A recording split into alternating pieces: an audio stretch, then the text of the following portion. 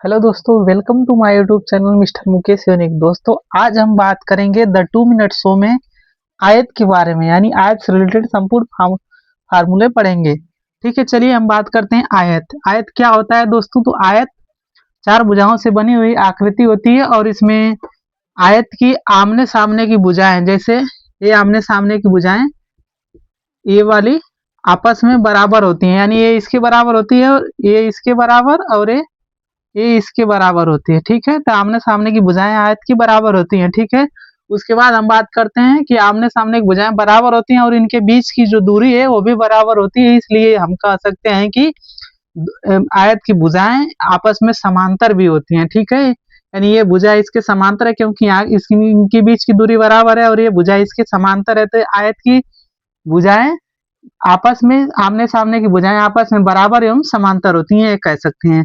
दोस्तों, आयत के प्रत्येक भुजा का कोण 90 डिग्री होता है। जैसे यहाँ पे बना कोण 90 डिग्री होगा, यहाँ पे बना कोण 90 डिग्री होगा, यहाँ पे भी 90 डिग्री, यहाँ पे भी 90 डिग्री का कोण बनेगा।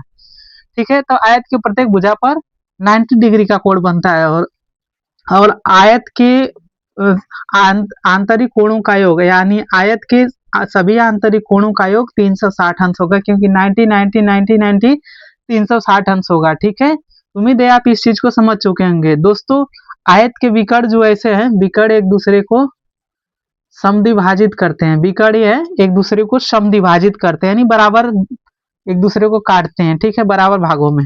ठीक है, अब चलिए ये तो रही आयत के बारे में बेसिक जानकारी। अब बात करते हैं आयत के क्षेत्रफल के बारे में। आयत के क्षेत्रफल होता है, क्षेत्रफल का सूत्र लंबाई गुणे चौड़ाई होता है। ठीक है, आयत के क्षेत्रफल का सूत्र लंबाई गुणे चौड़ाई होता है, यानी एल गुणे बी।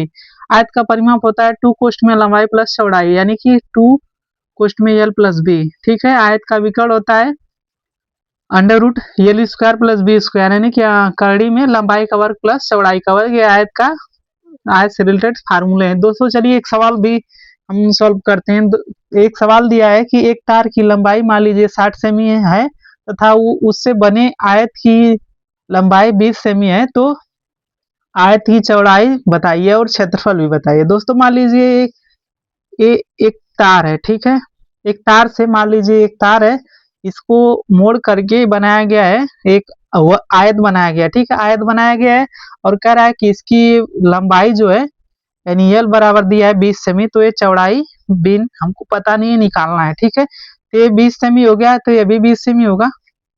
अब चूंकि हम जानते हैं आयत का परिमाप बराबर होता है, चूंकि इसी को मोड़ के बनाया गया है, इसलिए परिमाप परिमाप बराबर होता है क्या?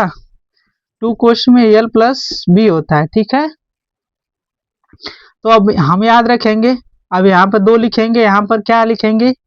20 प्लस मान लीजिए बी लिख दें। अब ये किसके बराबर है? यहाँ से देखिए 60 के बराबर है ना, 60 के बराबर लिख देंगे, 2 से काट दें 30 आ गया। यहाँ पे 20 प्लस बी इक्वल टू हो गया 30। अब 20 उधर जाके माइनस रहेगा, बी बराबर कितना आ जाएगा? 10। तो यानी कि चौड़ाई कितनी आ गई? बी बराबर 10 सेमी आ गई। ठीक है, अब हमको ये पूछ रहा है कि आयत की चौड़ाई, तो आयत की चौड़ाई क्या है? चौड़ाई ये 20 सेमी आ गई। हम मान लीजिए क्षेत्रफल निकालना है, तो आयत का क्षेत्रफल बराबर क्या होता है? क्षेत्रफल बराबर लंबाई गुणे चौड़ाई चौड़ाई होता है, यानी कि 20 गुणे 10 बराबर क्या आ जाएगा? 20 दाम 200 वर्ग सेमी।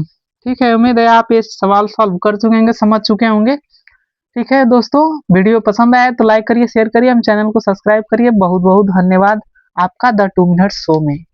पढ़ते रहिए, मस्त रहिए।